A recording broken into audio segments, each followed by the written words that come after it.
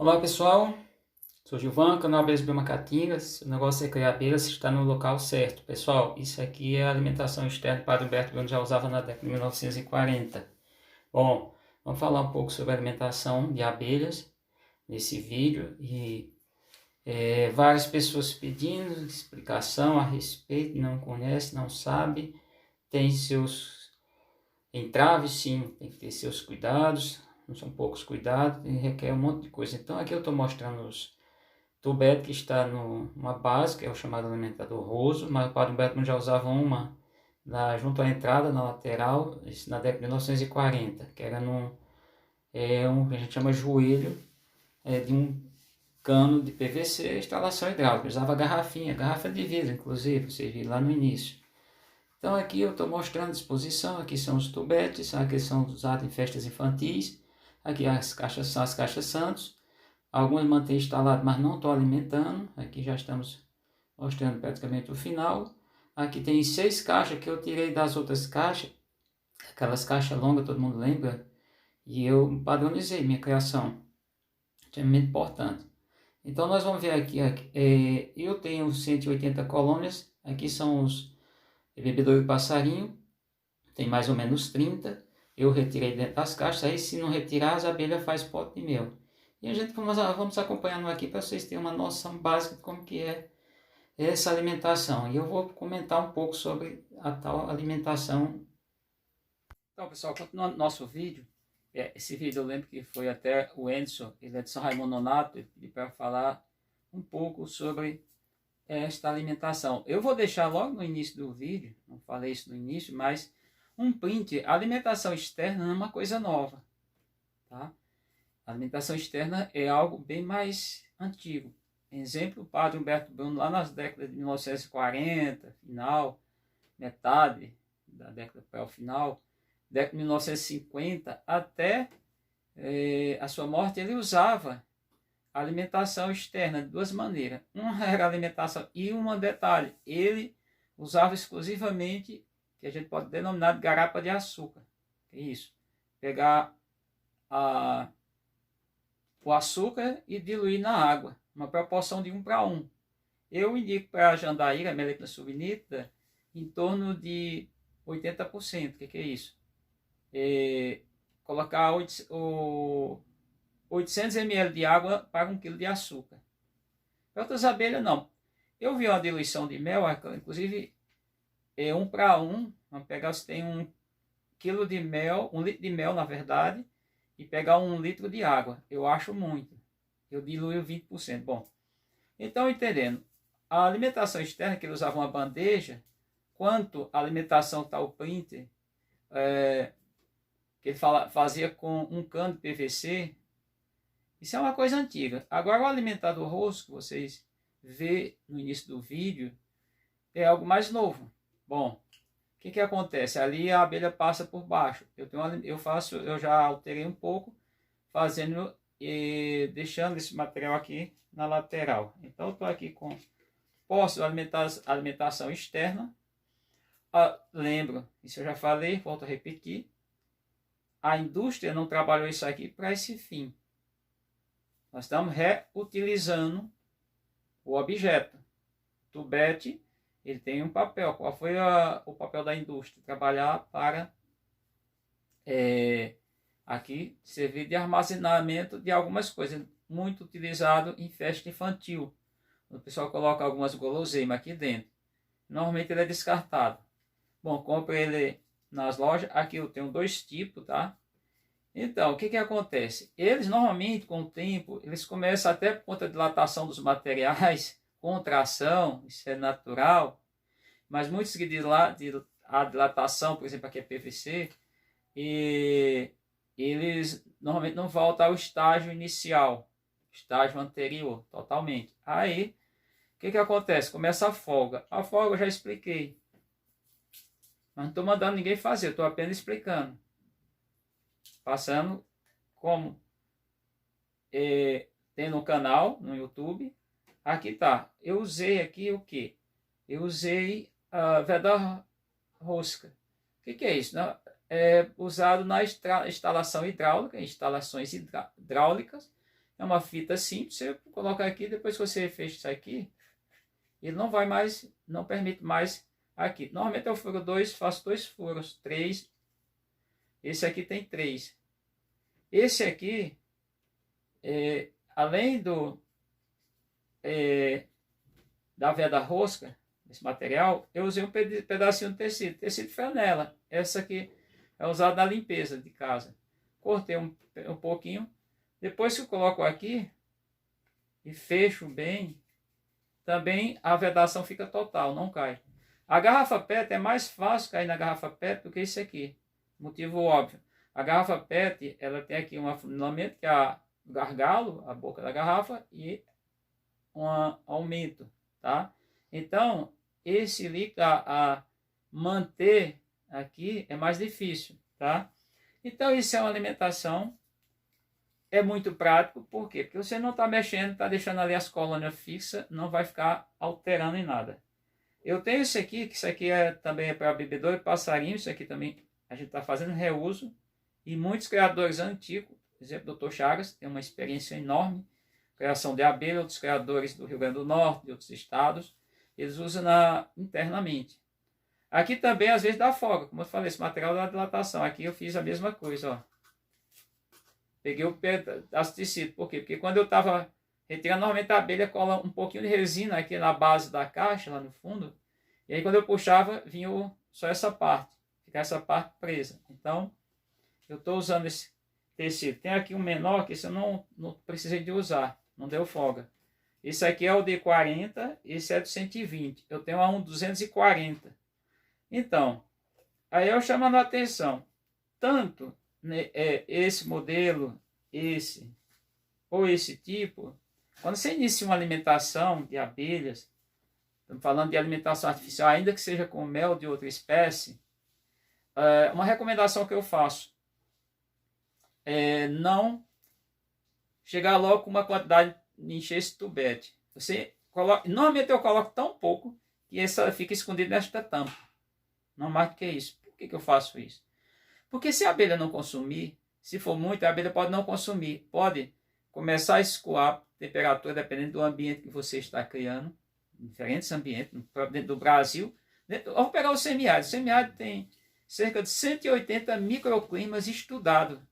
A ciência, sim. Isso no ano 2000. Há 21 anos atrás, um documentário, na verdade, uma expedição feita por pesquisadores da Universidade Federal de Pernambuco, eles encontraram isso. Só no semiárido tem quase 200 microclimas. Vegetações tem mais do que isso. Animais, a abelha tem 187, distribuída em 77, 80 e tantos gêneros, abelhas nativas. Então, quando você começa a ver todo esse universo, é muito complexo. Então, pouquinho, e vai aumentando, vai observando a abelha. Por quê? Porque depende do local, por diferença de temperatura, ambiente, isso aqui pode começar a haver uma pressão, formar gás também, fermentar, fermenta, idem aqui. Aqui, quando eu começo com uma abelha nova, fica aqui. Se eu tirasse, ficava aqui dentro. A quantidade que eu começo alimentando.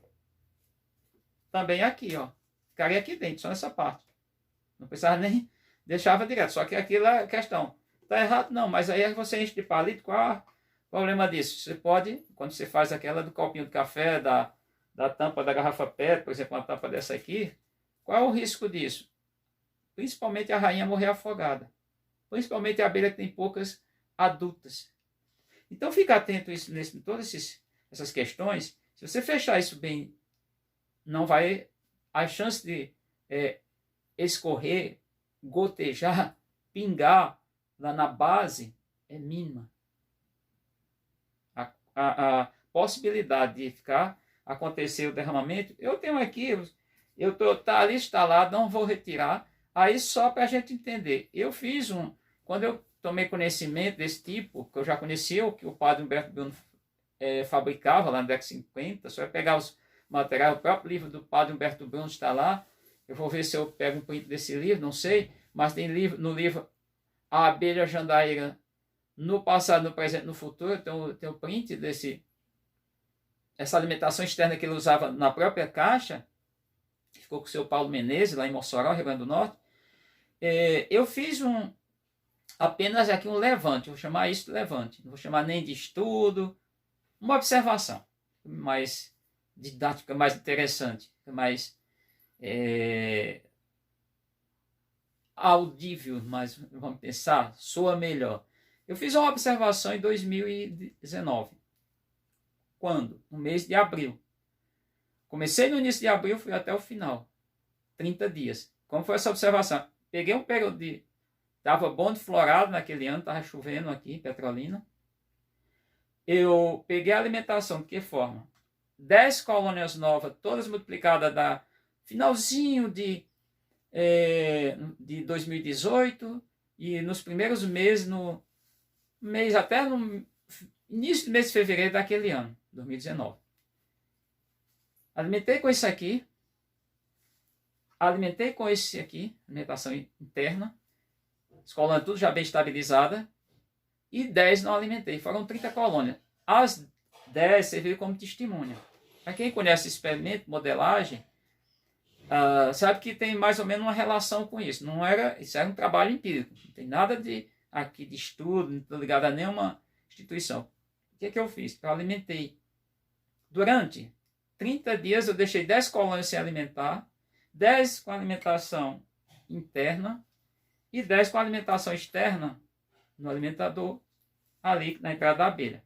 Bom, o que eu observei? Eu registrei esses dados, só que eu não estou encontrando. Está no computador, mas o computador foi formatado, eu tenho que encontrar esse arquivo. Eu estou anotando algumas coisas. Pode servir, pode não, pode ser descartado. Fato esse que o aumento nas abelhas que não receberam alimentação, isso falando só de alimentação calórica, foi em torno de 20%, mais ou menos. A que recebeu a alimentação interna foi 30 e pouco, 33%. E a que recebeu a alimentação externa, mas não coletiva, individual que eu estou falando, colônia, o aumento girou em torno de 50% alguma coisa, 50, alguma coisa. Arredondando 51%. Então, foram 30 colônias observadas. Então, assim, não estou aqui mandando ninguém fazer, eu estou apenas dizendo, passando, como alguém que tem um canal, alguém que passa informações para criadores, somente criadores iniciantes, são alternativas. Agora fica atento em tudo. Tudo que você está lidando, e não é só abelha não, mas vamos focar abelhas. Abelhas têm toda uma dinâmica. São animais, são invertebrados, são artrópodes, são animais voadores, são animais eusociais, são animais que têm todo um processo, você tem que acompanhar isso firmemente, você tem que organizar a tua criação, tudo. Tem que olhar altos e baixos. Você tem que ver tudo. Claro que não vai enxergar tudo, mas você tem que procurar ser o mais criterioso, o mais cuidadoso possível. Então, o que eu quero deixar para vocês? Qual tipo de alimentação você vai usar? Você vai usar aquela coivara lá, o Marcos, lá de coivaras, não foi depreciativo, coivara é apenas uma maneira do indivíduo juntar uma quantidade de matéria de planta, de galhos, e tocar fogo, para queimar, mas é uma opção tua. Não estou dizendo aqui que você não deva usar. Eu não uso. Não uso nas minhas caixas. Não uso porque já vi. Então, pessoal, são essas as dicas que eu posso deixar para vocês sobre alimentação. Qual a alimentação calórica? Outra coisa, para a gente ficar bem claro, ficar bem preciso, não entope a abelha de alimento. Eu mostrei no início aquela quantidade de alimentador externo, o tubete. Aquelas ali eu estou meses, mais 2 meses sem alimentar. Começou a chover, a chuva forte deu aqui, foi em 2 de novembro. Eu estou deixando para ver se a abelha consegue tudo que precisa. Ali são abelhas, boa parte, novas. Vocês viram a quantidade de bebedor de passarinho que eu retirei. Tem uma sacola ali com cerca de 30. Então, quer dizer, é mais ou menos minha média. Para 180 abelhas, eu tenho alimentado aí em torno de 50, mais ou menos. Não chega a 60. Isso são as abelhas mais novas, é uma dinâmica, eu vou reproduzindo. Então, não é alimentar todo o tempo. A abelha está forte, não precisa mais alimentar. Você pode até estimular, porque quando entra alimento numa colônia, isso já é estudo, não foi eu quem fiz, realizei, mas a rainha, por conta dessa entrada de alimento, principalmente, pode ser os dois, o pólen, mas no caso aí vamos pensar em alimentação calórica, de uma certa maneira vai estimular a rainha, ela vai fazer mais postura, por sua vez ela vai estabelecer comandos para que as operárias venham trabalhar mais na produção de células de crias e terá mais produção. Mas isso também não pode ficar por muito tempo. Não é bom você ficar alimentando tua abelha o tempo todo. Eu até, aqui para a gente finalizar, eu já ouvi comentários de que deixa a abelha viciada, ela não quer mais trabalhar. Não sei, não vou aqui, não vou aqui fazer nenhum comentário a respeito. Pode ser? Não sei, pode não ser. Mas o fato é que você não é para você ficar alimentando a abelha o tempo todo, ela tem que estar no local que ela consiga recursos. Porém, a gente sabe que na área urbana, em áreas que na estiagem não tem mais recursos florais, você tem que buscar um jeito de manter suas abelhas durante esse período até voltar a ter flores, ter recursos. Beleza? Então foi isso, espero que tenha ajudado a criadores. Essa é a proposta. Obrigado mais uma vez por acompanhar. Até o nosso próximo vídeo.